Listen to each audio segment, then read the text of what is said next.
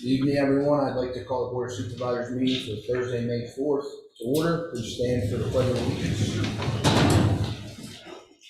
Pledge allegiance to the flag of the United States of America and to the republic for which it stands, one nation, under God, indivisible, with liberty and justice for all.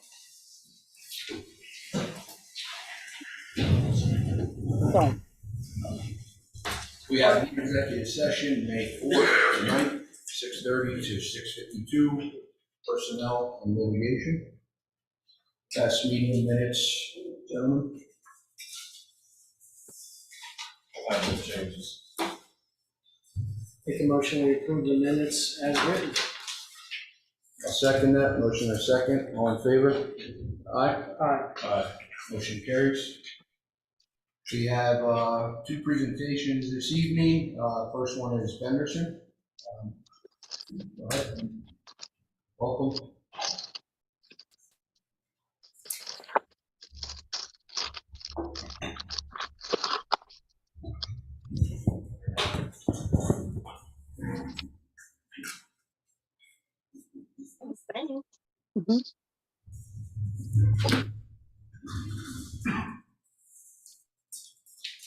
So good evening, I'm Claudia Shank. I'm an attorney with McKinney Scholl and I'm here this evening on behalf of Benderson Development Company. We are here to talk about a piece of property that I'm sure board members are familiar with, which Benderson has owned for a number of years here in the township. I'd like to start off by just reintroducing the board to Benderson as a company and talking a little bit about the property that we're here to seek some feedback on. We do not have any kind of a formal petition that's pending before the board currently, but we're exploring the possibility of rezoning for this property, and so we wanted to come in and receive some informal feedback from the board before proceeding. We did go last month to your planning commission and had a similar discussion with them, how we have this evening. So again, just to reintroduce Benderson, it is one of the largest privately held real estate companies in the United States. They have over 800 properties in 40 states and more than 50 million square feet of space. And they have a very diverse portfolio of holdings that includes shopping centers, warehouse or industrial uses, office and medical uses, and some hospitality as well.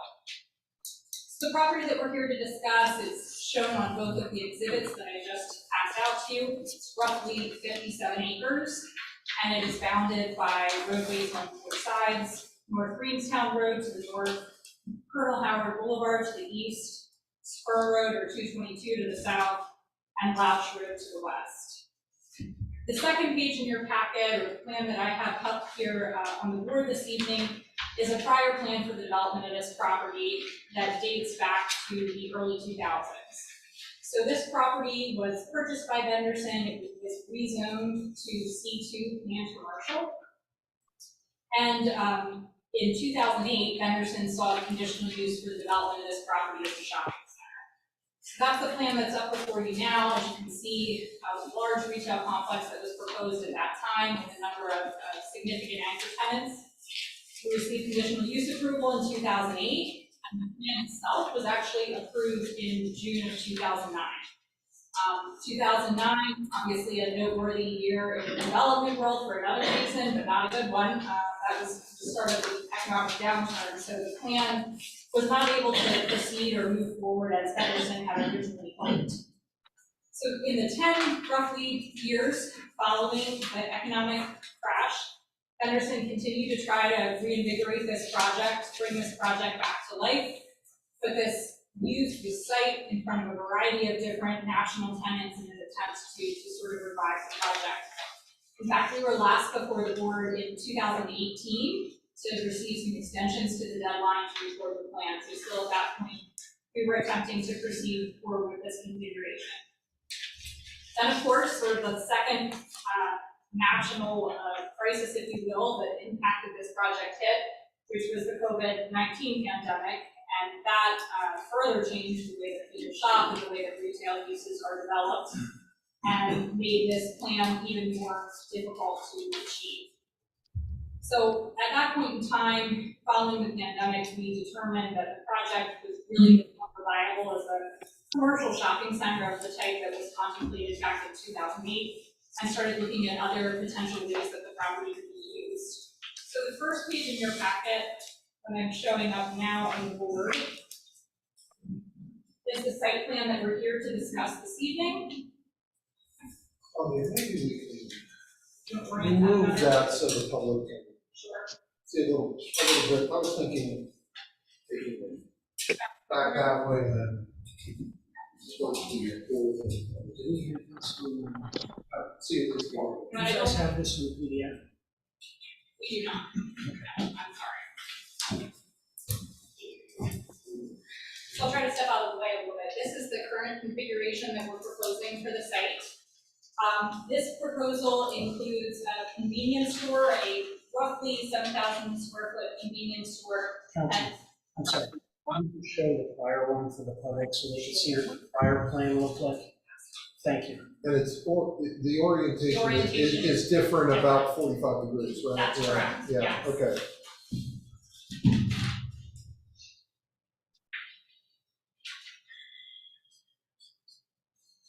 Before I set it back up, I know it's difficult to see, this is the current configuration.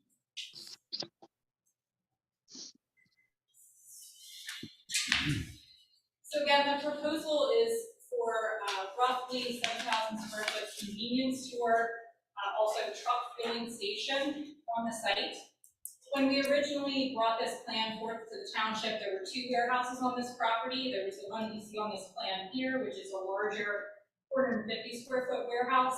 There was also a smaller, roughly 100,000 square foot warehouse Oliver. along Colonel Howard Boulevard. Due to some of the feedback that we received informally, we understood that there's still a real desire on the part of the township to have some commercial on this property, which we certainly appreciate and are willing to try to continue to make work. So as a result of that dialogue, we did remove the front warehouse building on Colonel Howard Boulevard with the hope that perhaps with the additional development on this site being the industrial use and the convenience store, we may be able to attract some commercial or some retail tenants to that portion of the property. Primary access would be via Colonel Howard Boulevard, across from Pepperidge Boulevard. Obviously, public and water service are proposed. This plan, or the prior iteration of this plan, was submitted to the township informally as a sketch plan. We did receive letters from some of your staff and consultants. Many of the issues addressed in the review letters are items that we would explore more fully during land development, but one in particular that I will note, there was a concern expressed by your traffic consultant about the provision of a park and ride on this piece of property, understanding that there are some issues with commuter traffic parking along the roadway in this location, and a desire to have sort of a shared lot that can be used for that purpose. That was something that was on our prior plan. That's certainly something that we're willing to explore with this again as well. So in terms of the rezoning proposal that we're seeking your feedback on this evening, we would actually rezone the part of the property along Colonel Howard Boulevard, this general location on C2 right now, which again should plan commercial. C1 would allow for both the convenience store and whatever commercial uses we're able to develop with the vacant part of the property that you see here. And then the proposal would be to rezone the balance of the property where the warehouse building is located to I-1. So again, no formal position is before the board at this time. We're here really to seek your formal feedback. We did have a positive dialogue with the Planning Commission. I think they were excited about the possibility to still have commercial on the site, and excited also really by the convenience store. But we're here for your thoughts and feedback. Convenience store rather than travel center, brothers rather than Loves or. So I can't give a brand name. But Of course, but yeah, but it's. yeah, there would be truck fueling component. You can see that Right. located here, but it is also a convenience store.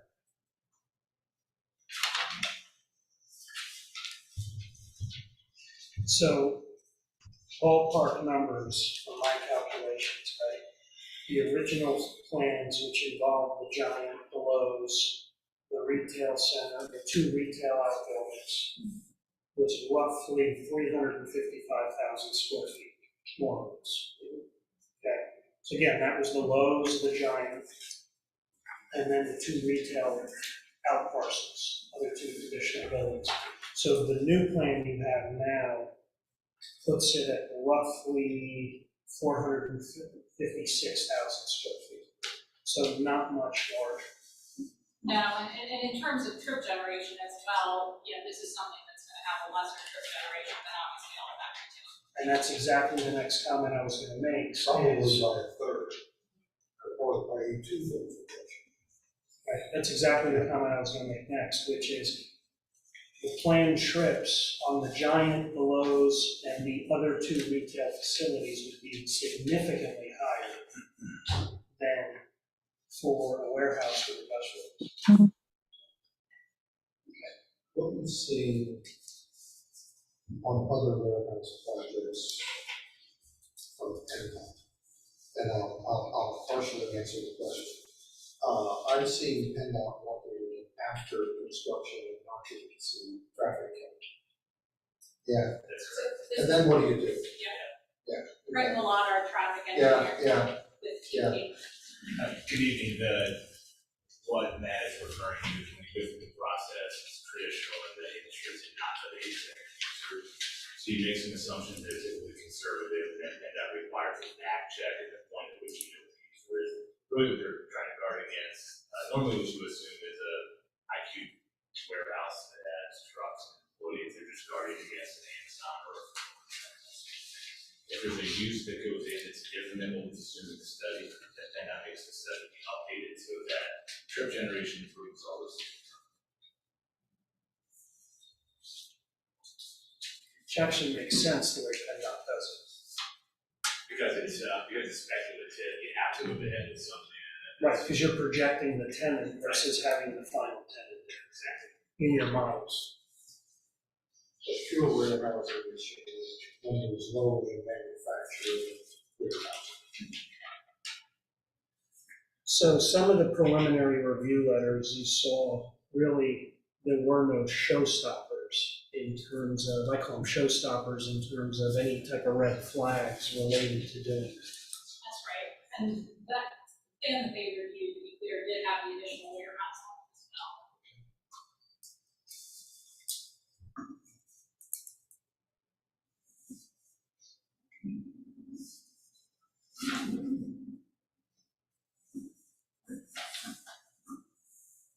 So there is no talks at this time for anybody in the front. As of now, what you guys are looking for is trying to move ahead with this and pray to God somebody else comes in for the front.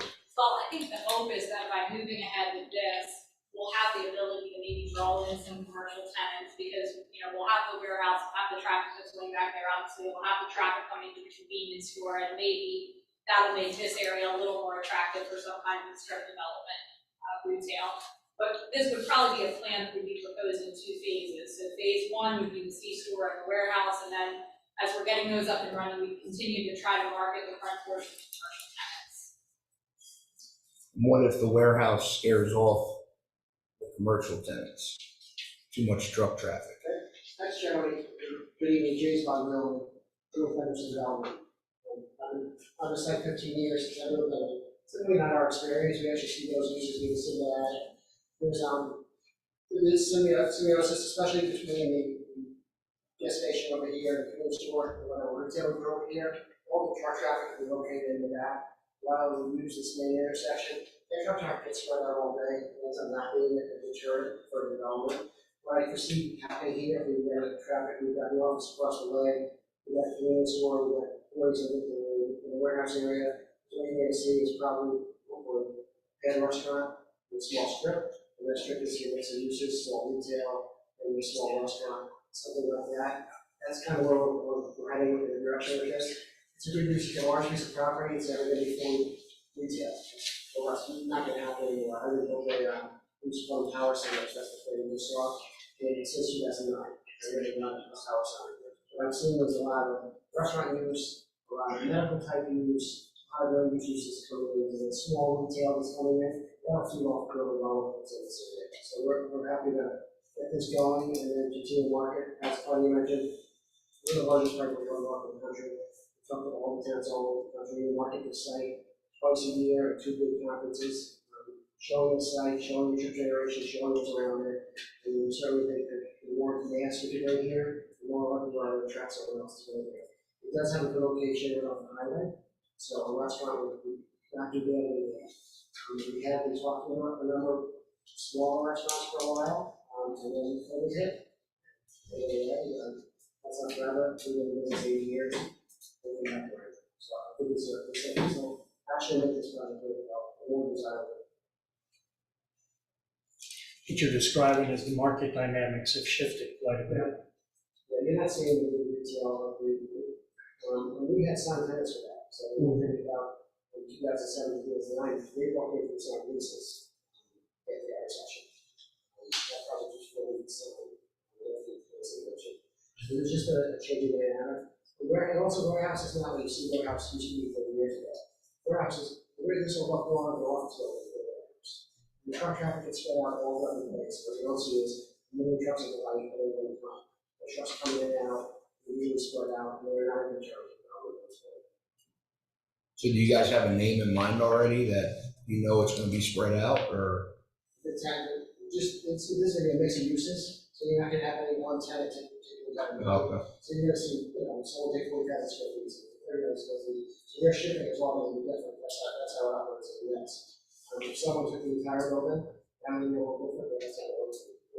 It's a flex space. Unless it's And you see a lot of what you're seeing is in the market, the retail market these days, and that's a primary goal. You're saying, I can have it at my house the next day, I can have it shipped to the store, I can pick it up, right? And all that stuff is kept within 100 miles of those stores. So that's how they get into that thinking. So they're looking for is, Home Depot, Home Depot for 40,000 square feet in your house, like this. Just put enough stuff in it that you want to go on or give you the next step, right? And that's the type of usage we're seeing going in.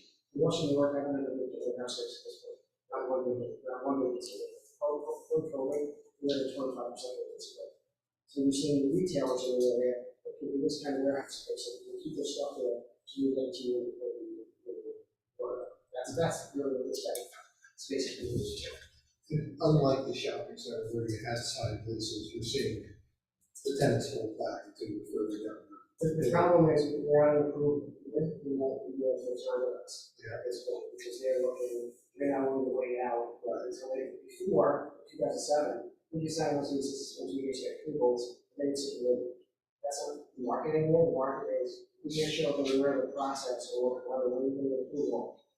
They'll feel there's an interest in this plan, but no one's willing to sign it at this point because they're still looking. Yeah, they want to see a definitive lead time Yeah. of when the structure's And when done. they can get it. Right. And They want 6 months now. Yeah, because they got to make their plans of when they're shifting. But we would use the stock and see the location. We also think, Anderson has been on this property, I've been there for 50 years. We buy a home, we don't sell. We don't sell this property, we stop with that. We kept our approval alive until 2 years ago, because we kept trying to get those tenants back. COVID just ended that. I don't think you're going to see those types of tenants, but I think this year they're going to commercial in front, as we just said, this year. When it comes to the commercial portion of this, you wouldn't necessarily put building pads in, or that infrastructure right away. Yeah, we're gonna leave that, as we get to the same, as we build the restaurant, we're gonna do that. Along one, right, that's one type of layout, as opposed to, that Chick-fil-A. So, we would make the front green, we would market it, do the development around it, and as they came in, we'll do the super stores. So some of the other things I'm seeing are the national retailers own their property. So are you being pushed to subdivide after the fact? We generally don't sell anything. There are a few tenants that will sell anything publicly. If we were farmers with us, we don't know everybody, I'm not saying we get a great tenant, and everyone's like happy, and everyone's always, so a lot of restaurant fans, they're happy just to go on and from the side. We have a long horn, Texas Roadhouse, it's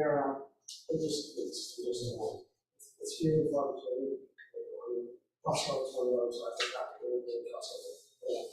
So, I didn't mean to say Burger King. I think it's crazy, but that's what I'm saying. every so often you see Burger King. Yeah. We actually don't do a lot of Burger King. We don't like to sell. Yeah. We like to, we're the positive things, we maintain it. So, you know what I'm saying? You improve a shopping center retail space where you've got all the parking places available to every shop on the site, and then after the fact, a retailer wants to subdivide of its own parking creativity. It makes it difficult, a lot of variances with that. I would say maybe right to say that it's even.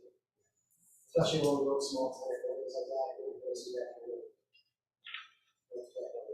Okay, it's also fair to say you're targeting tenants that their business model is not to own the real estate. That's generally it. Right, that's the simplest And way. the only right, typically we always do that, if it's such a lazy tenant, and we don't bring such value to the walls. And so, we had someone that would just draw a ton of other here, and want to all have a discussion, currently that's a. But that tends to be the outlier. Yeah. Not the common. Necessarily, yes. I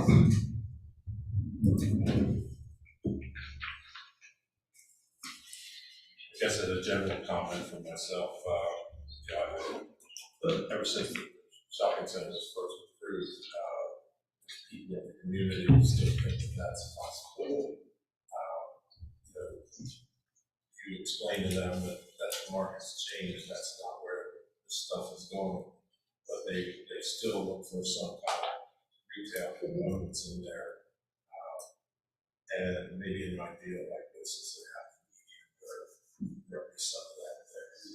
And that's our goal, right? Get the site moving, shopping for, that traffic coming inside, that they're supposed to, our trucks in the area, and then push for some small commercial up front, which is very user friendly to small restaurants, shop space. There have been people in the community that say if you could find a way somehow to get a Chick-fil-A in there, they will kiss your feet, per se. We're not rolling out a Chick-fil-A. Actually, with the tenant we have at the convenience store, we typically see those two users very close to each other. And we give them a each other help. So rolling out, we never rule out. I'm building currently, made approved 5 Chick-fil-A's. 5 years ago. So we have a relationship with any tenant you can think about. We have a relationship with those pharmacies, grocery stores, Chick-fil-A. We have those relationships. So they are expanding. So I'm not going to go away by that. It's 24 months from now, they might have a model that has 6 drive-through lanes instead of 4. I wish I could do that kind of business. Nice.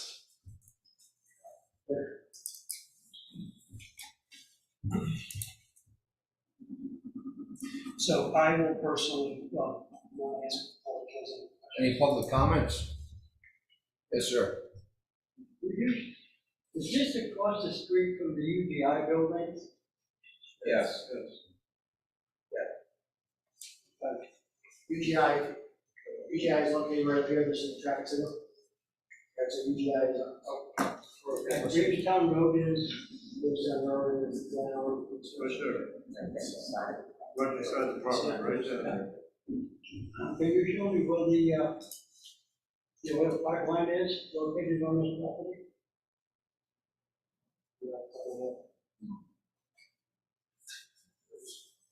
I'm not sure that there is, if there is, that's certainly something that we have to take into account in design.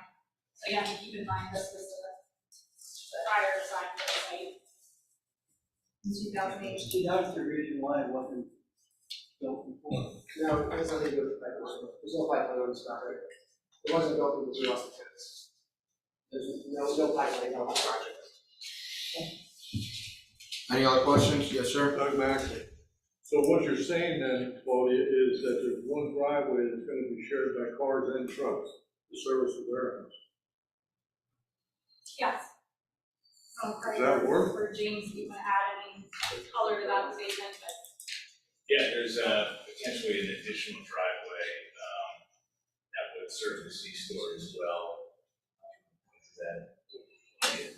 But this in essence was set up when UGI went in, specific planning done with UGI to make sure that they put improvements in, put the city goals in, so that when vendors can raise for cutting a driveway, we do the improvements and what it's already been done in the same place. There's a lot of massive planning over the last 10 years.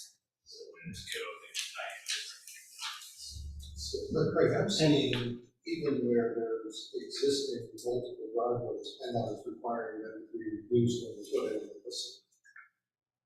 Correct, yes. So since PennDOT owns Colonel Howard Boulevard, which you're referring to as access management, so Yeah. PennDOT's goal is to use two access points as they need to be necessary because the more conflicts or access points you have, the more potential for district crashes.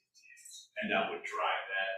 I can say confidently, we actually were involved in UGI development many years ago. There was a discussion about additional access points, and that's firmly what a consolidated access point where UGI is now on average. They want to synchronize that location. And again, even more than not permitting new access points, I've seen them not take away existing access points when the signal exists. So you don't have, it's tough to see there in the drawing. Yeah, I But- like, you're but- moving your pointer all over. Where's this other driveway gonna be? You said potentially, and No, On North Rangestown. the other driveway's right here. I understand that. That's the only one. So There's there's a driveway here, true. and a driveway here.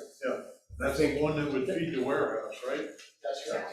So you'd also feed all the convenience stores and whatever else is in. That's correct. What's the one coming out of Greenstone? Then we'll see. We wanted to, Yes, yeah, that's Greenstone, and that's a driveway that goes into use for this. just to go in. Going in and out. That's across the street from the The the True Hilton. Right, yeah. And that's, Yes, it is. left in and right out. What about this driveway down here, halfway down the plan on your left area? Looks like there's 3 in, 3 outs. If I can We can't count read it. it on ours. If I can Right count there, it. That's a fire access road, access road to, proposed fire gate, so that's only for fire trucks. okay, It's indicated. that's fine. Someone said proposed, and you'd like to see that before, not after the fact. See what's going on. So that's, that one up top, the third one, that's a fire access gate. Oh, top here. You can see it, you can see it gated. Yeah. Just for fire trucks. But the main in and out, to answer your question, Doug, the main in and out is 6 lanes. So there's 2 lanes going out and then 1 right, and then coming in, there's 2 lanes coming in. And a left in also. That's And what's I have on one more question, this was from Matt. Matt, you mentioned in your dissertation, there would be an Amazon there. What would prevent that from happening? I didn't say that. Well, you said, Claudia- you mentioned No, Amazon I and did. some stores. Claudia mentioned that, so. I can speak to that. Yeah. Whoever presents this for being Amazon, is he's not designing for Amazon. And you've seen an Amazon site, where Amazon would take all this property, they would put a 300,000 square foot warehouse in the middle of it, and you would see hundreds of small truck parking areas, where they park those vans and shoot out, and then there'd be a large truck parking area. We're not designing it to be Amazon's requirements. That's why it's not being Amazon. You want Amazon with your aerial and aerial locations, it's the same set that every time. I think there are 2 missing in that. So this is just, typical warehouse for people to work on the trucks and things like that.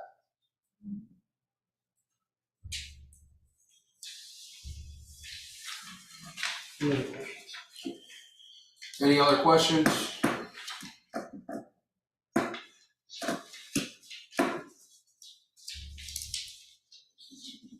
So you're looking for feedback from us. Yeah, we made formal submissions, yes. So I will give you my personal feedback myself. The last time you were in front of the board, I gave you my personal feedback and opinion on the prior plan also. Okay. I don't think you got all that feedback, but I will tell you that for the community, I still believe this is getting the Benderson property built is still one of the most important strategic things we can do for the community. That property has been there for so long, it has been vacant for so long that the tax revenue to the community is very beneficial. It's very beneficial to the school district. It's something that I absolutely think we should move forward with on a personal basis. I think I made my thoughts. I mean, I'd like to see it get developed as well. I mean, I've been here, well, going on 19 years and being a local restaurant owner, I want more restaurants. The community, that's all they talk about. They always talk about this property. They want to see it developed instead of high weeds and Bennett Williams signs knocked over and all destroyed and all the trash. They'd like to see it developed. However, I don't want to turn into Carlisle, Pennsylvania with all the warehouses. That's my biggest concern, and I'm just straight up blunt and honest. I do not want 800,000 square feet of warehouse here. A gas station, that's great. 400,000 square foot warehouse in the back. What stops me from moving forward and saying, you got my blessing is what tells me that there's going to be retail out front. Oh, we're not gonna say for that to be rezoned, we're gonna rezone for commercial, to market as commercial. We have to come back to you. So basically, the only part of the site that can use warehouses were the warehouses. So the rest of it cannot be used for warehouse, that was coming back to you and said we are rezoned. So basically, we want to put this all in commercial zone, so that in the future we can only market for commercial, and we seek out commercial, only back to use warehouse, that's what stops us from running over for the warehouse. So we weren't going to show a small warehouse, we pulled that off, we agree, we're pulled it, rezone all commercial up front, we'll go forward with commercial. I think it's a good mix with the gas station and the store. I think it's going to be, in the end, we've been long term, we don't, short-term games, we're not going to sell this. 15 years from now, if I'm still here, we deal with things, we start to fill in, whatever happens, we change the retail center. So that's my, it's not, we do before the workout, that would be another first I have to come back to the issue. You have control. Until I'm here. So you're all here. So. Yeah, the biggest thing hearing in the community is everyone starts complaining about our roads, the truck traffic. We have another 300,000 square foot warehouse coming in right there. Can our roads handle it? If we go in there and get gas, am I gonna wait an hour to pull out like some of these other clusters with all these, there's only one in and out to Mr. Mackley's point, really. So if we do get commercial space there, is it gonna be one of those cluster things and I'm gonna be like, I'm going to Ephrata instead, that's things we need to plan out to make sure we don't get laughed at later. You guys approved this 400,000 square foot warehouse and now Longhorn, Panera, XYZ, everyone came in and I'm not going there because there's all this traffic. And we do traffic study, we are working with PennDOT on it. And it is a very wide driveway, so we're not just with that an issue. And like I said, we look at people, we are a restaurant, we got a long way there. It's dinner time now, right? Truck traffic for warehouse is not having people like that. Truck traffic for warehouse is spread out like that. So you want to look at the uses that are similar as far as the way they operate. So, PennDOT controls the road. So we do have two ways in and out. You still have the outer roads, in and outer roads, our road, which allows regular traffic, have trucks to get out that way. So your next step in the process would be the rezoning petition. And as a part of that, you can present testimony information on the impact on the community with comparisons of various uses on the site and trip generation projections. And then largely you can ask those questions looking at some data.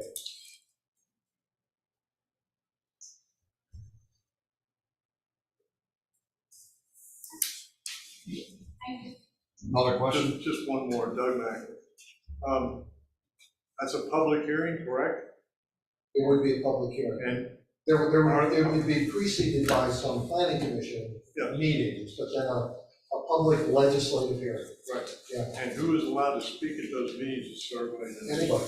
Okay, then Yeah. that should be a property Yeah, next door. Yeah, no, it's not like a zoning hearing where, you need to be nearby in order to be a party.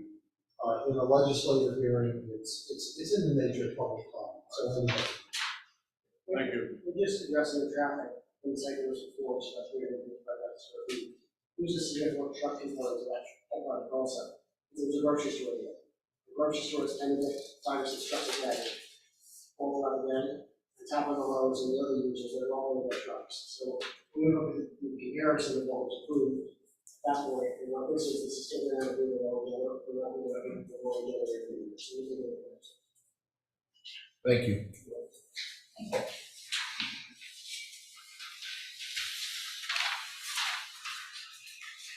Moving on. You got something on the brand? All right, moving on to community development block grant, Wabash Landing Park. Ken? Yep.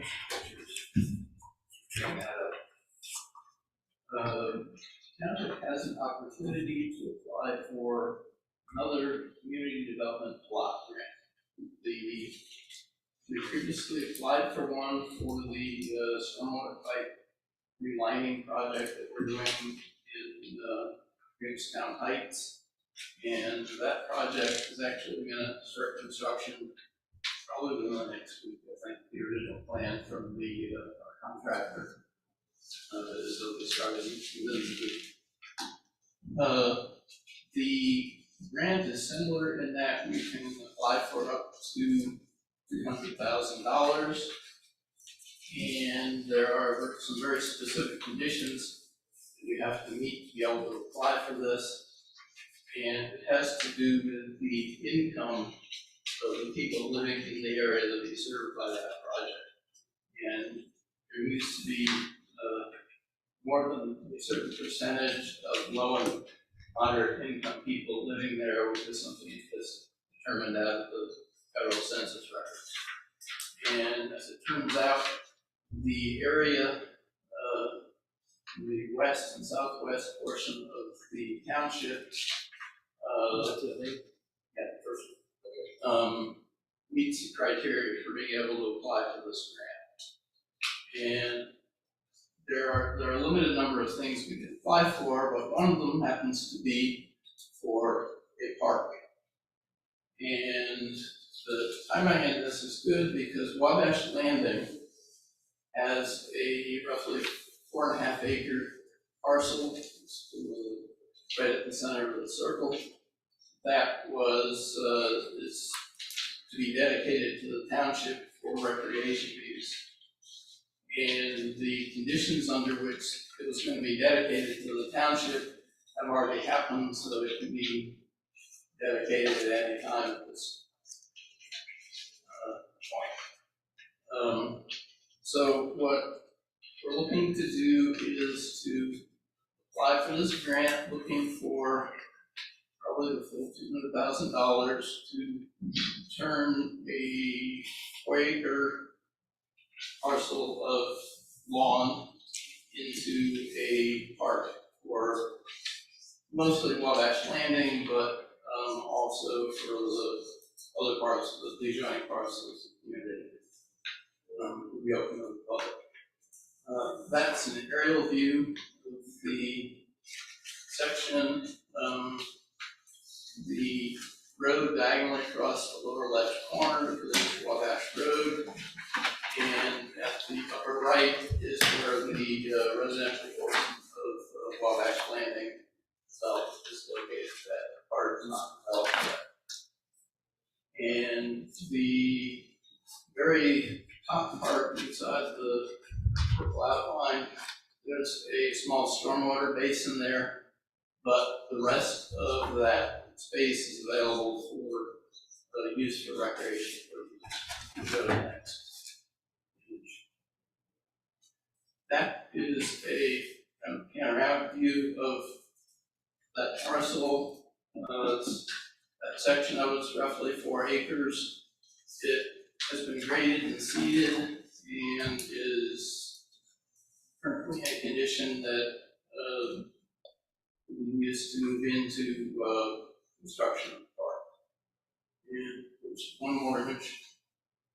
When Wabash Landing was originally set up, they put in a sketch of just the concept of the sort of things that could be put into this recreation area. And at the left is the stormwater basin. In the center there was an area that was proposed as a possible soccer field.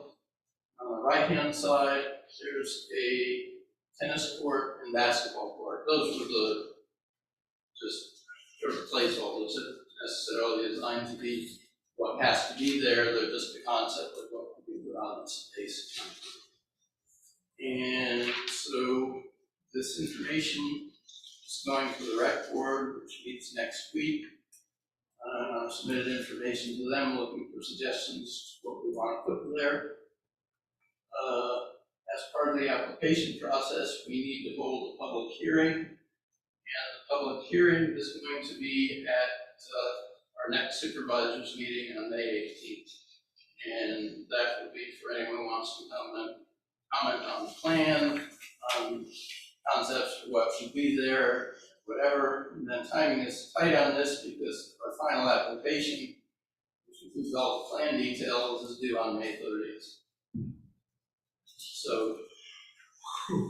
it's kind of tight, but it can be done because we did it last time. Because the way they set the grant up, you find out about the grant and you've got a very short window of time to get everything worked out and submitted. So that's where we are. So the two asks of the supervisors are: number one, to approve applying for this grant, and also to approve having the public hearing on the 18th. So my first question would be, is this one of those where we would advertise it for maybe a special meeting, have 3 this month? Well, the approval to submit the grant would come next meeting. You'd want to have the hearing and listen to what folks say and make a decision. That would be at the next hearing. And there is no requirement to advertise Well, the hearing does have to be advertised. the hearing has been advertised. There's a legal notice that should have been reviewed. It was in this week's paper. Legal advertisement has been published. You hold the hearing, and after the hearing, you authorize the submission of the application. So my question is 2 weeks enough time? Yes. Critical part's advertising. It's the critical part's the advertising. That's good. Or to get, you want stuff like this, you want to get the residents' feedback and make sure people know about it, and we're not flying by night and holding a hearing and making a decision the 18th, period, end of story. Wabash Landing has communal mailboxes, right? I would suggest that we put together a poster and post it near the mailboxes so that everybody who's living there now will see it. We can't, we do have all the mailing here. But we Send flyers to residents. I happen to be at the post office in Denver today, Mm-hmm. and now that you mentioned mailboxes, they said it's a chaos over there, because apparently half of the development is Ephrata, and half of it's us. So it's. In terms of the post office address? Yeah. Really? Yeah. Stevens Road side is, let's say, East Cocalico. The Wabash side is Denver post office versus Ephrata. I watched the closing on the house at 3 addresses. That's pretty touchy. Related, and that's all the same house. And for clarity purposes, Yes. to submit the grant, you really don't need a formal proposal of what land in the park, or do you? Yeah, we do, because we need to submit a complete budget and how much we're asking for, what we're going to purchase.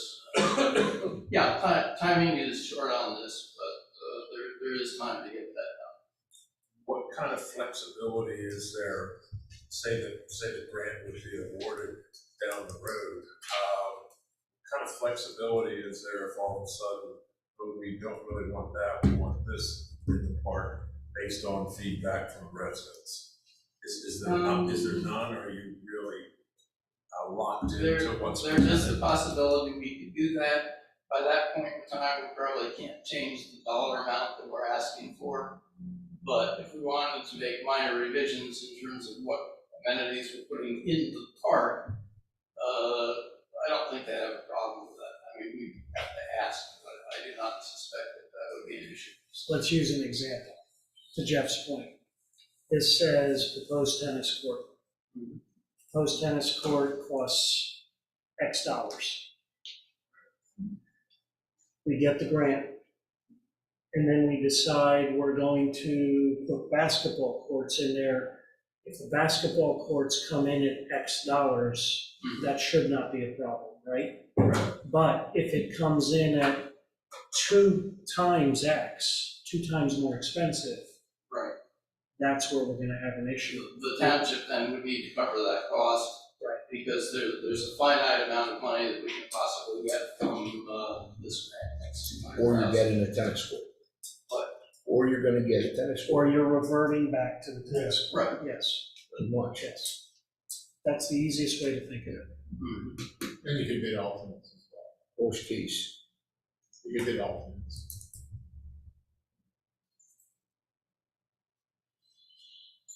Yeah, well, I think we shall move on that. It seemed to me like there's $200,000 there, that take a little bit of work to get, but it's not a massive amount of work for time. And it's worth trying. We This is do one have thing. kind of the obligation to the residents of Wabash Landing that there's land that's to be a park, and at some point in time, it really does need to become a park. So this is, in my short time I've been here, this is one of the things that I brought up to the previous manager and current, and I've discussed it with the board as well other times.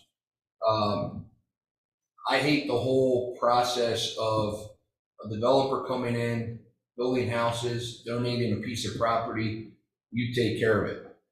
At the end of the day, all the taxpayers are paying for a park per se in that side of town versus this side of town.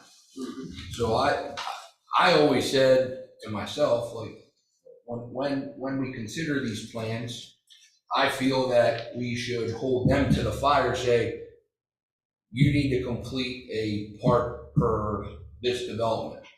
That way it's on them, not us or the taxpayers, the rest of them. Because in this point, we had these discussions about Stony Point, same thing. They were promised XYZ by Landmark, and XYZ didn't happen, and we put a park in, and residents want more things for that, and it costs money. This is at minimum gonna cost us $200,000, correct? If we get the grant, the matching grant. Yeah, if we get the grant, it's a 20% match, so it costs the township $40,000. 40. We get $200,000. But that's if it stops at 40. Well, and if we end up wanting to spend more than $240,000 on the park, and whatever is over that is directly township money, and not part of the grant. Unless we find another grant we use to pay for it, And that's it. which is a The possibility. strategy is not unlike Stony Point. You're not going to submit a plan for full improvement if the cost is well above the $240,000 target. You can submit a plan that shows it done in 2 or maybe 3 phases, so you can maximize the leverage of the grant going after additional funds. And the DCNR, Conservation Natural Resources, periodically has grants available for creation of parks. And that would certainly be possible to do that in the future if we have this park set up and it's half developed and half still undeveloped available, then there would be no reason why we couldn't come in and look for more money from a different funding source. Would you be the grant writer on this? Yes. Can you fit that in your schedule?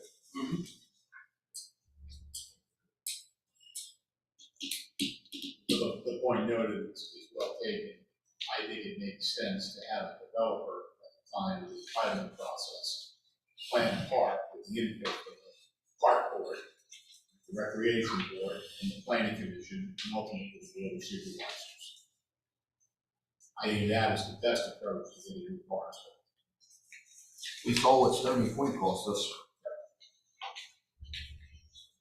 It's not cheap. So do you need a motion for that, or? Just, There's not not, approval kind of. yeah, there's no action on it tonight. This is the first of 4 meetings. We'll do tonight a review, the recreation board a review, the planning commission a review. We'll come back to the board on the 18th for a hearing and a decision.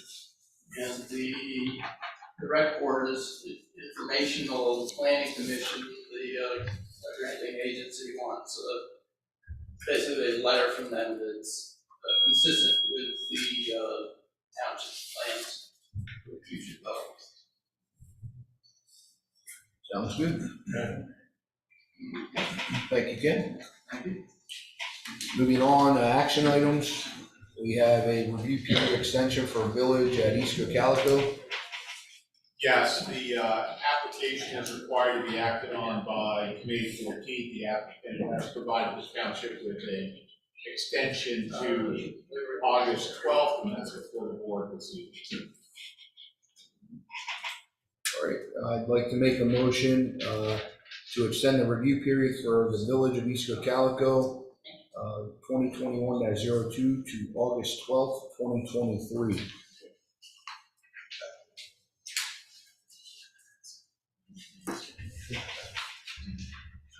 Just as a note, I will be abstaining from this vote because once again, I initiated a business relationship with the developer. So I am backing away.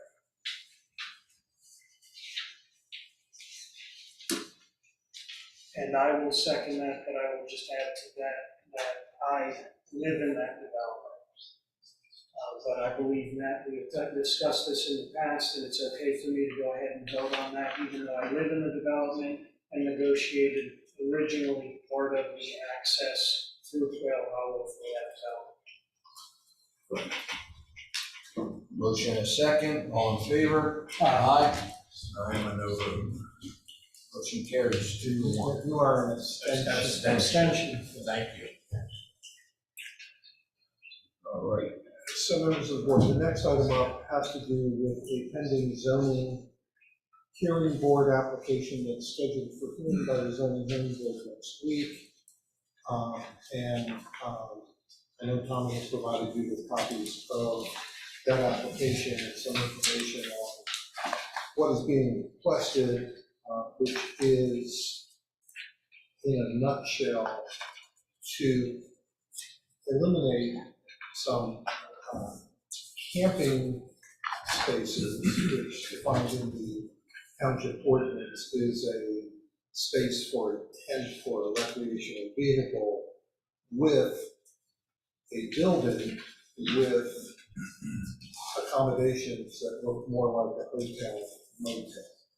It's not permitted in the zoning district. The request is for a use variance, meaning they're asking for permission from the zoning hearing board to establish a use that is not permitted in the zoning district. And the question is whether you wish to authorize the township to participate in the hearing. The township is always a party to every zoning hearing, whether it participates or not, and to send the applicant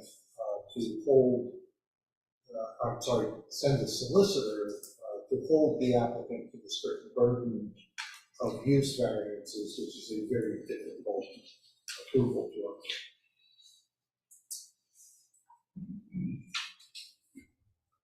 Okay. You guys have any comments or anything on this? Proceed. No. Ask for comments, questions. Any comments or questions from the public on this agenda item? All right, this time I'd like to make a motion to authorize a township solicitor to participate in the hearing of and oppose the application to the zoning hearing board submitted by Lebanon Valley Investments LLC, application number 771-23. And I'll second that motion. Motion and second, all in favor? Aye. Motion carries. Next on the agenda is the 2023 MMO payment schedule. At the pension working group meeting recently, it was recommended that the township make payment on its minimum municipal obligation towards the defined benefit pension plan in an amount equal to 4 payments, 4 monthly payments at $70,000 per month, and board approval of that is requested this evening. No, Matt, I have a question for you on this procedure. So we had a pension meeting as part of the recommendation by the 3 board members was to bring this to the board. So we're voting on the same item, or? Okay, so when we had the pension meeting, it was discussed doing the installment payments for the $70,000. So we as the board agreed to bring it to the board to go ahead. As members of the larger group. Yeah, and now you're actually authorizing the payment of the expenditure, Okay, just like you're paying all the bills later. got it. Yeah. Okay, thank you. Yeah. Now, understood, okay.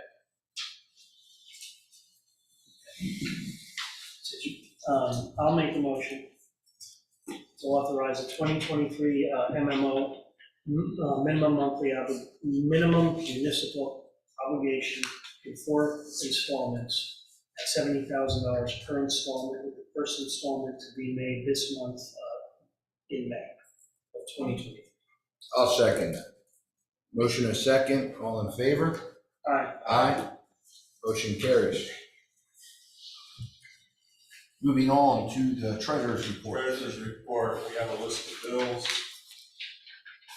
Check payments in the general fund account, list of bills in the amount of $111,252.04 for the week of April 27, 2023.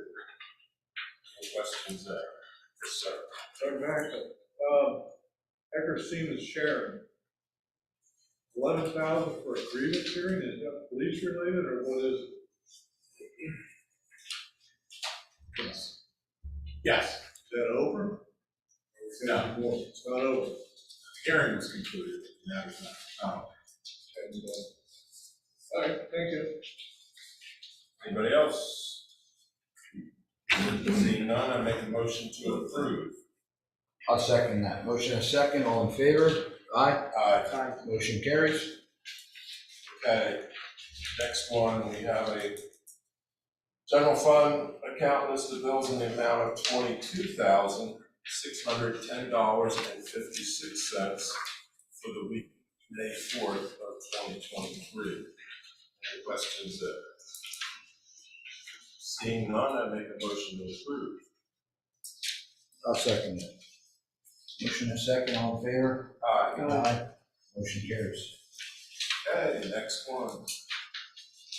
Electronic payment list of bills in the amount of $1,500 for one payment for the week of May 4th of 2023. Any questions there? Seeing none, I make a motion to approve. I'll second that. Motion and second, all in favor? Aye. Aye. Motion carries. Next one. Check payments for the light fund bank account list of bills in the amount of $267.50 for the week of April 27th of 2023. There. Seeing none, I make a motion to approve. I'll second that. Motion is second, all in favor? Aye. Yes. Motion carries. Okay, next one, check for payments for the light fund bank account of $119.81 for the week of May 4th, 2023. Questions there? Seeing none, I make a motion to approve. I'll second that. Motion is second, all in favor? Aye. Aye. Motion carries. And the last one. We have an electronic payment list of bills in the amount of $83,542.82 for payroll, dated April 26th of 2023, for the pay period of April 9th of 2023 to April 22nd of 2023. I make a motion to approve. I'll second that. Motion is second, all in favor? Aye. Motion carries. That's treasurer's report today. Thank you, sir. Informational items. You guys got anything on that? No. New business? Yeah, we're Joe. Joe? Tax collector, Joe Ford. I just want to come up here. Thank you.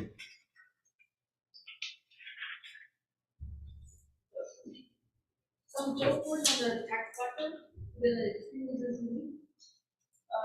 But back in January, Lorenzo sent me a letter into the county funds switch to the county collection software system called that. At that time, I provided information pertaining to the complexity, challenges, and confusion the residents by doing so. By waiting for your response, this caused the delay in the tax receiving. Again, I need clear direction on whether the township wants to switch to the county software, because this will take time to implement what's in place, and we need the public and mortgage companies to be notified for all the things. Last year, I discovered there was no documentation for the disabled veterans not paying state light and private tax. On April 6th, we passed a resolution documenting this, which I need for the tax collector's file. Keep in mind, the bills were mailed before the resolution was passed. So I need the exact dollar amount for the street light and private tax amounts for each disabled veteran before that would not be collected. This is item number 1 on the resolution. The township needs to provide these amounts before I can remove them from the tax collector's official tax records software. As the resolution states, for 2023, what about future years? This brings me to another point. Tommy, I asked you in the past for similar documentation for the several other properties not paying tax. Example, Sunview Partners are not paying tax. For the IRS database, they are not listed as being tax exempt. I need an answer from the township why they are paying tax to document my file. And speaking with the PA Tax Collectors Association, a number of my thoughts and concerns were confirmed.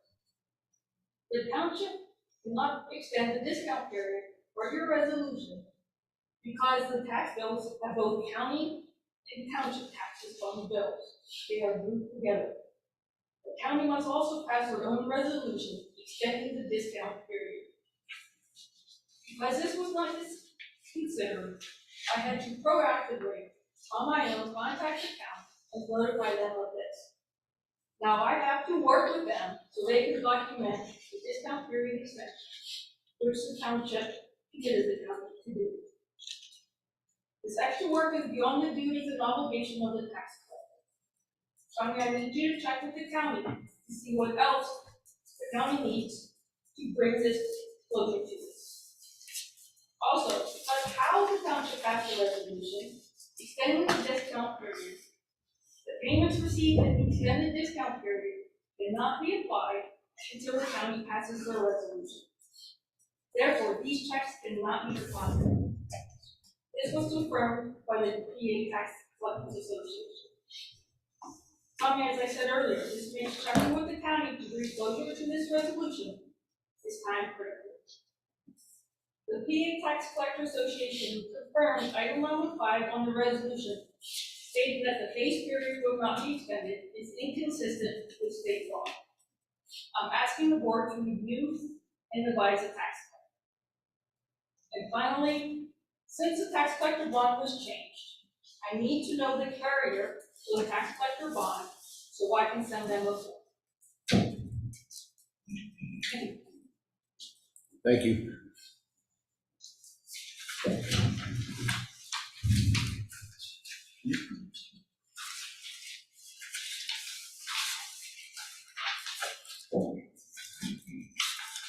Anything else under new business? No? I have one item under new business. It's my understanding that we are adding a new employee starting sometime next week. Okay? That is a interim roadmaster. Okay? My question, because I don't remember this, is by adding this new employee, I don't remember we voted on adding a new employee going forward. You and I had discussions, Tony, related to this individual. We sent some correspondence about the individual. But isn't this something we should be voting on? Because we're adding more payroll to the existing budget payroll. So, This is a part-time interim position. As I've told the board previously, my practice has been those are not considered by the board. Can they be considered by the board? Sure. I did ask the board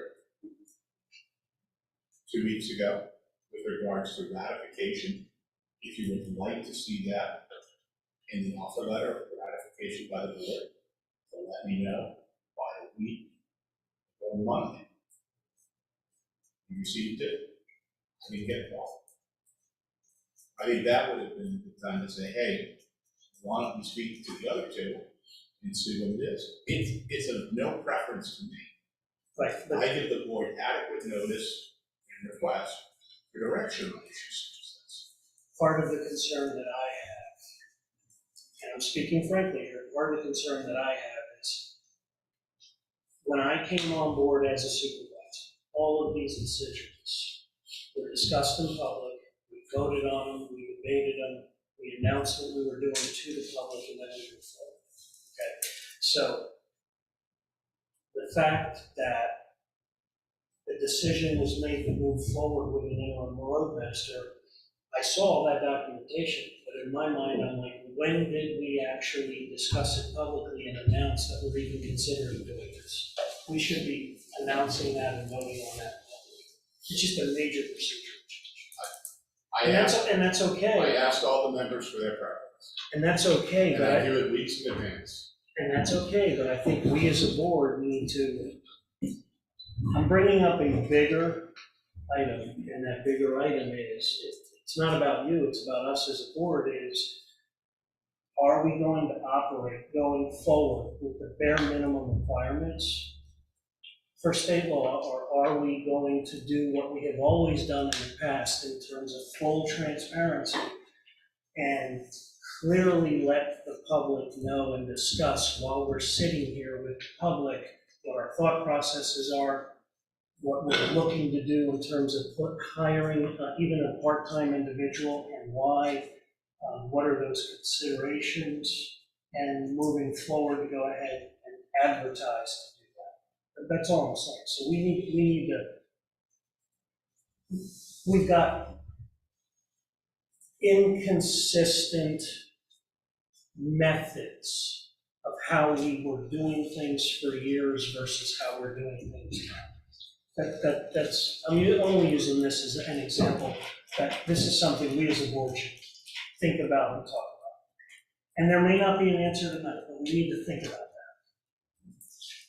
If you have had those concerns, as Tom said, something in writing to the board would have been probably a good thing to do. You know, I don't agree with your comment you're adding to budget payroll because the dollar figures are not replacing some payroll with a part-time hire. So, you know, if it was your preference to come into the role, that's fine. We could have had that set up and done tonight, but, you know, I saw nothing from you, heard there was nothing. I'm doing it now, Jeff. It doesn't have to be in writing beforehand. This is the point of the new Amend business. these up. This is, And the agenda, you know. but what I'm also saying is I'm only using that item as an example. We have a bigger change in procedures and policies of how we were doing this. Okay? It's not the specific item, it's the larger picture of how we're doing this. There's a significant shift. There's a significant shift in how we've done things in the past and what we're doing right now. That's all I'm saying. And we as a board owe it to the community to announce that we're doing that. Or explain, announce, or whatever. So we need to communicate that to the community, and it's fine. If we're gonna follow state minimums on the law, and the state law says you don't have to go beyond such, then the community should, and we agree to do that, the community should be well aware we're gonna do that. We're no longer going to go, what we've done in the past is beyond the minimums and announce clearly to the public what we're doing. Amend the agenda. I'm not gonna do that tonight. I'm just bringing that up for you to think about it. As you said, I didn't need to put it in writing, I'm bringing it up now, I want you to think about it, I want Lorenzo to think about it. So, There are things that have changed, but I'll say they've changed for the better. In terms of transparency, for as far back as I can look at our records, called a public meeting packet, a full, complete public meeting packet hasn't been prepared. That was one of the changes, the first changes made. I started here. Every single piece of paper you have up here as a supervisor is provided to every single person out there. Every single piece of paper you have, they have before the meeting. Every single piece of paper you have is posted to the website a full 3 days before. Nobody, There's been a lot of changes, but they've been for transparency. nobody's discussing the papers that we're receiving or the public is receiving. I am bringing up that in the past, Alan is sitting there, Doug is sitting there, I learned from both of them. In the past, when there were any discussions about any kind of new hire, including whether it was a budgeted item, we announced it, that we were going to move forward with a new hire, we were gonna advertise, we made it clear to the public our next steps of moving forward with a budgeted item. Today, because it's a budgeted item, and you are correct, Tommy, you are correct, to the minimum of the state law, because it's a budgeted item, we approve the budget, therefore that new hire is automatically approved. But that's fine, but that's a significant difference in our approach. That's all I'm saying. It's a significant difference in our approach that the public should be aware of. Every board has a different style. My job as a manager is to ask the question, how do you want to go about approving this matter? I asked that question almost 2 weeks ago. I said I was going to reach out to this Tuesday. If anybody has questions about how I'm taking this next step, call me on Monday. That was over a week ago, and nobody called. I completely agree with you about the style. And you just said, every board has a different style. You have asked us about the style. I am announcing it publicly that there are different styles, using your terminology. Styles that were used for decades were one style, and what we're doing today is a very different style. It's a very different methodology. It's a very different way of doing things. So it's not about you, Tommy. It's about the board. We need to communicate to you very, very clearly what style we're going to do. And the public needs to be aware of that, because then we should be communicating to the public, for anybody who's here that's been here in the past, the style is now changed. And that's okay.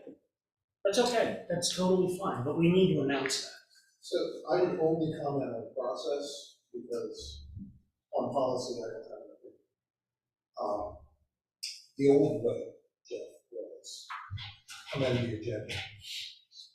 We now have this new sunshine law out of the year that we really don't know what it means, what we're permitted to do at the night of the meeting, what we have to do 24 hours before the meeting.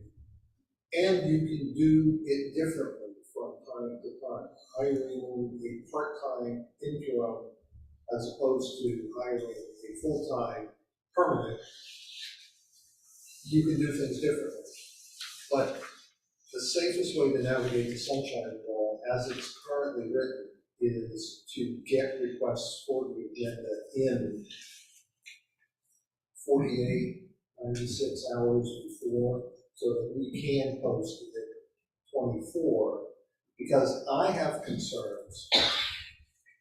If it's amending the agenda at the meeting to provide a citation to the Girl Scouts and Boy Scouts, that's one thing. If it's to amend the agenda to spend tens of thousands of dollars, that's a different thing under the current state of the sunshine law. What I say is that it doesn't allow us to accommodate our residents anymore. We have to tell them, no, you gotta wait till the next meeting. Yeah. And what I'm saying to the board is very simply, in fairness to our manager, in absolute fairness to our residents, we should be announcing in my opinion, a very, very distinct, dramatic change in how we're operating. That's all I'm saying. And for you guys, there's nothing wrong about that. There's nothing wrong about the change. I said that. There's nothing wrong with it. It's We're just not breaking the law. It's our style. To Tommy's defense, none of us have said to him, we don't want to do it like this. We've been okay with it since he started. We pretty much put everything in his hands and said, go with it. And not because he's sitting here, but he's very well organized and very on point. We get our packets, all that information. By tomorrow, we will have our next meeting packet. And if he sends us our memos on Fridays, he tells us all the time, if there's a problem, please call. And I'm assuming none of us have said, I have a problem with how we are, our new process. None of us have said that. We could have said that. We could have said that and so had this discussion now as well. When we interviewed him, one of us said we should be treated like a board of directors. That if we're gonna excuse me. The quote that I used, and I will say it out loud so it's correct, is I believe the state of Pennsylvania made a significant error when they announced that we are a board of supervisors. A supervisor implies that there is a day-to-day oversight on things. We should be called a board of directors. Board of directors receive the information. Board of directors make strategic decisions. That's my personal opinion. That was what I said. So you reference Tommy. This is not about Tommy. It's about the board. It's about us as a board. So my Right, answer so- to you is why did none of us, I'm putting myself in it too, not say, what are we doing? Because now is the appropriate time to do it. Because I allowed time to see what the style was. I allowed time to gather some information and data just to see how we're operating. And that's okay. It's what I said to you, Lorenzo, it's okay.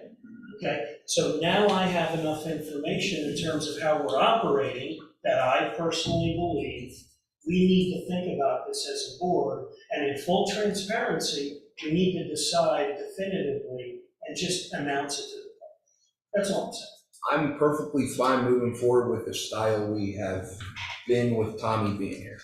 I don't have to think about it. And that's a fair comment. I'm perfectly fine with how we're doing things.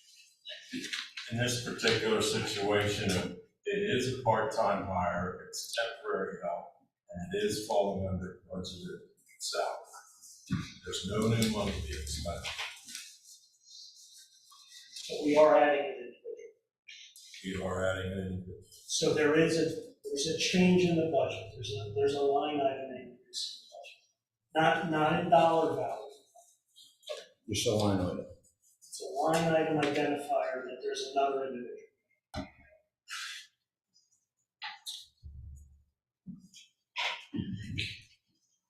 There's a question. Yes, ma'am. Schematic. It lacks transparency. Period. It lacks transparency. For years and years and years, Jeff, you hammered anyone who was around in those last 10 years, you hammered that board, the previous board, for lack of transparency to the point. How many times did you go to the DA's office? I'm sitting here not happy about this. You weren't around. You people have no clue how. Speak up. The other board was hammered for lack of transparency. Accusing them of doing things on the spot when they spoke about everything open up. That's how you knew about the mower, right? Remember the mower? When you were so unhappy that they were spending money on a mower, you called the dealer before you were a supervisor to try and shut the deal down. You know, there's a lot of things, Jeff, you could say. That's why this has all changed. The previous board talked openly about everything. Now we know nothing. And was that in the budget? Was that in the budget, an interim improvements? The line item was not. Well, then how can? The roadmaster. I guess my Roadmaster question. line item is in the budget. Okay, but my question is. It's in the budget. Who's running the township? Who's running the township? The board you work for the board of supervisors. So does Matt. You work for the board's the boss. Why are you letting, I don't understand. What are we letting? You're letting him set all the direction. You just said it. You're perfectly fine with him sending the memos to you. Why do we need a board? Let's wipe the board away. He disperses the information to all three of us, and if all three of us don't speak up, what's there to discuss? But we don't. We're here.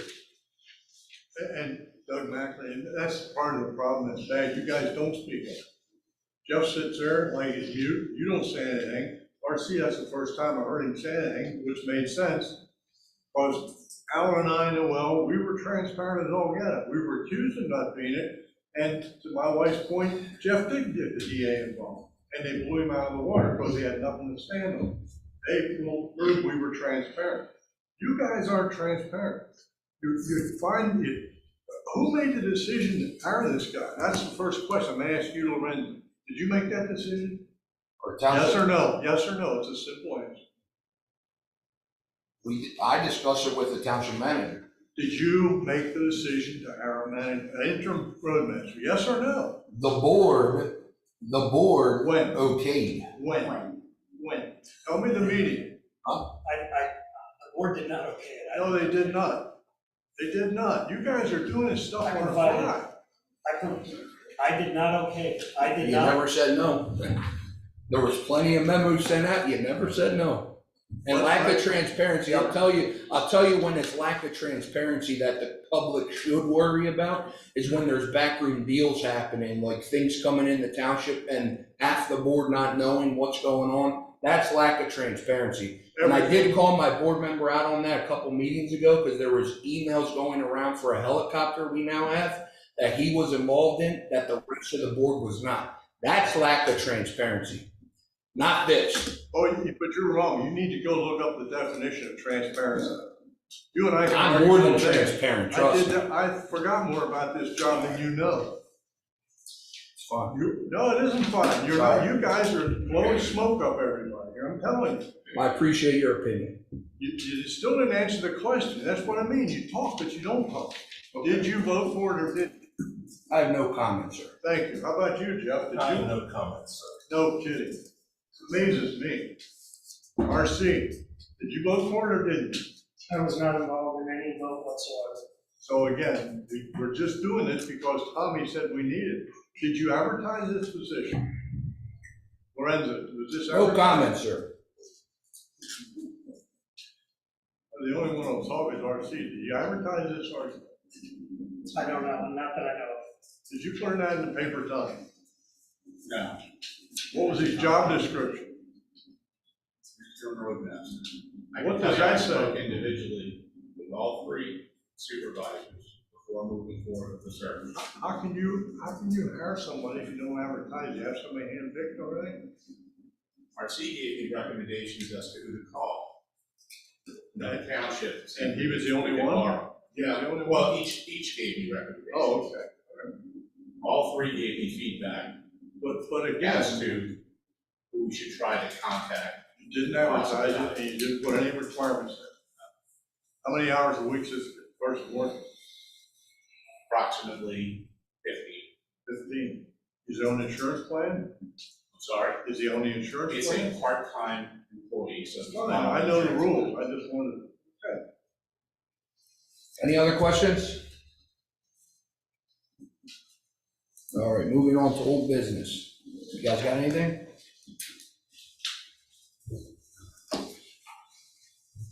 Public, oh, yes, sir. old business. I asked the board at the last meeting, Tommy made a comment about if it's in the budget, it's approved. We don't have to vote on it. So I asked at the last meeting about the salt shed. And I said, that money was supposed to be marked, and two of you guys up there said no, and Jeff shook his head, well, yeah, it is. I never did get an answer, what happened to the salt shed? So I'm gonna ask each one of you again, what happened to the salt shed? We have not discussed it. Yeah, it's in the budget. We haven't discussed it. It's in the budget. Your manager just told us that. You shouldn't have to discuss it at all. It's low on our list, I guess. That's all I can say. I'm not sure I'd really be happy with you. What do you think, Jeff? It's been there for how many years? Back to 2018? Probably, yeah. It hasn't been addressed in a long time. But this is ARPA money. It's bought and paid for. Well, no, it is. You spent the money for other things. You had no problem doing it that way. Money was budgeted towards this through ARPA funds. Again, it was ARPA money. funds can be spent for a myriad of things. I understand that, but again, you had the money. It's not like it was a budget thing. You had the money handed to you by Uncle Joe. So the board has not discussed any other use of it since budget time. But it sounds like you're gonna throw the old salt shed out. The board has not discussed it yet. Okay. Thank you. Thank you. Public comment, please state your name for the meeting minutes. Yes, sir. John Weaver, two things. First, a little hastiness in the comments about the helicopters out of anger needs to stop. That has no bearing on what's going on in this building. That's been here since 1987. We discussed this. To say there hasn't been helicopters again, how crap. Get your story straight, off the facts. It's real. If you have a problem with him, with whatever went on, that's between you guys, don't involve us. We don't want to in the middle of it. In fact, that's why I said a board member. I never mentioned Stevens Fire Company. I know, but that automatically comes to us, because everybody knows. And there's definitely no anger, because I'm the one that's seconding that motion, I wanna make sure that that's just for clear. clarification, Just wanna make sure. and it's on video. I Please seconded the don't motion. involve us in that argument, we don't wanna get into. Absolutely not. All right, the second thing I would like to go back and revisit the conversation we started last meeting about insurances and liabilities. Yes, sir. I did try to follow through with what Jeff asked about talking to some of the neighboring companies and stuff. The general consensus, As did I. the general consensus that I got from our neighboring departments is, we can tell you nothing, your manager needs to contact our manager to see how the process goes. So following that, we did a little research on our own to see what was going on with that. We did contact BFIS, which is Volunteer Firemen's Insurance Services, who we carry all our other insurances through for everything else. The rough quote that they gave us for insurance for a station like ours is between $8,000 and $10,000 a year to cover that. Donnie's would probably be close to ours, Ringstown would be way above that because they got a lot more liability with vehicles and everything else. The BFI agent did say that only 25% of the people that he deals with bill directly to the township. 75% that he deals with go directly to the fire department. So following along with what Jeff was saying last time, 3/4 of that does go to the fire departments, and then they get reimbursed for whatever they do work. So that statistic is pretty close to what he sees as a whole.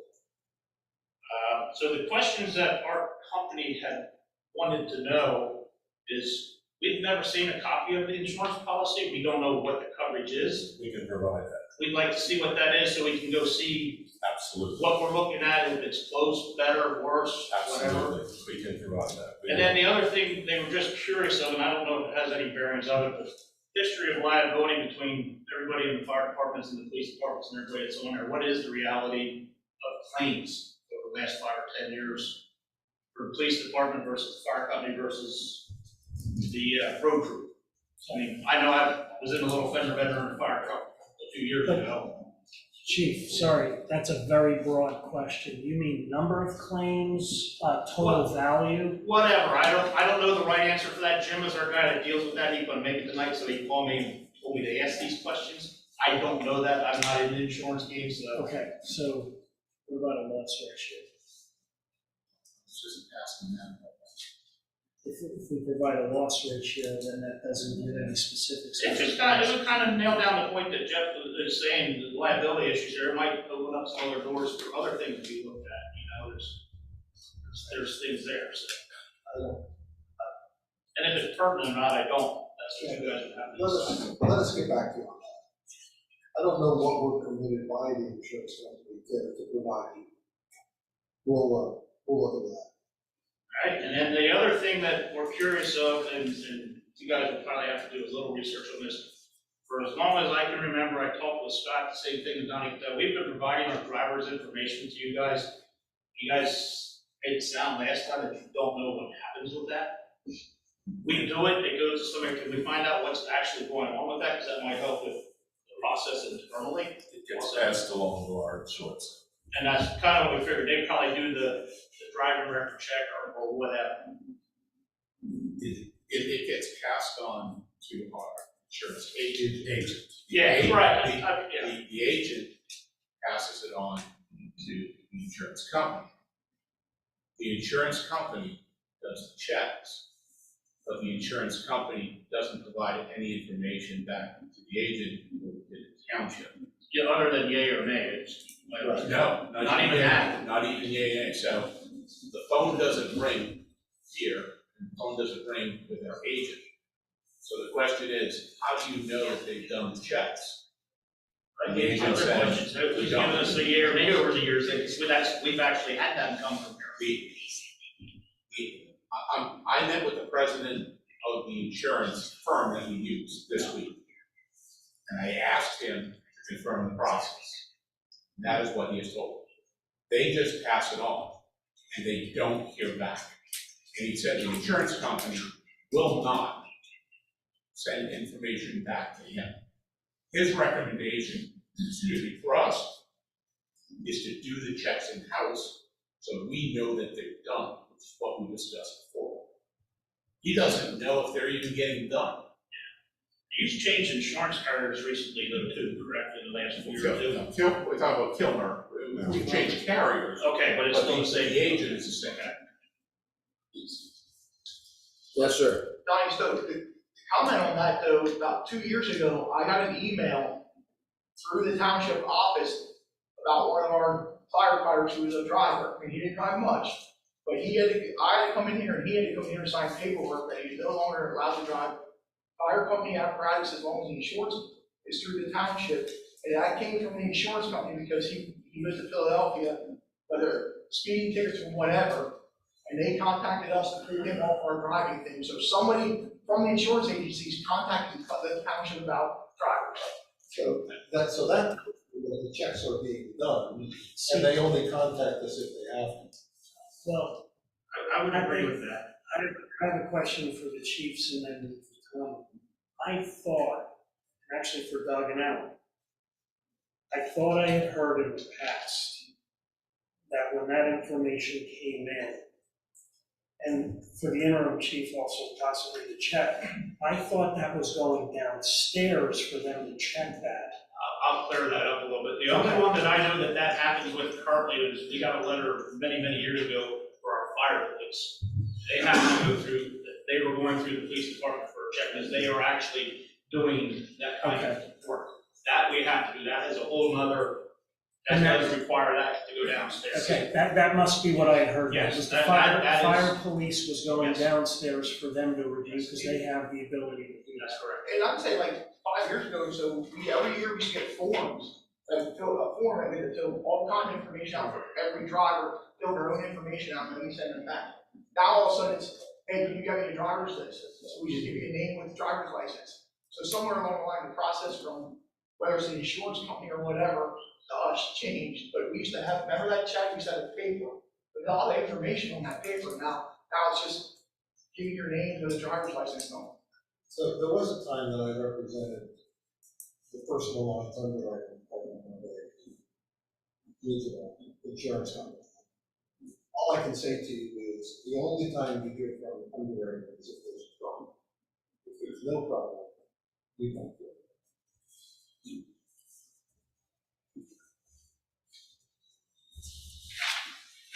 And I was unable, Smokestown didn't discuss it yet, because our meeting's only coming up Monday night, so I was gonna present it there, that's why I don't have much information on our side, from the Smokestown side, because we didn't have our pumpkin meeting after, May.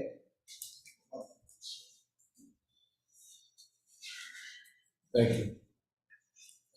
Any other comments? All right. Next Township Board of Supervisors meeting will be Thursday, May 18th at 7 p.m. at the Township Building. I will make a motion to adjourn. I'll second that. Motion and second. All in favor? Aye. Motion carries. Thank you.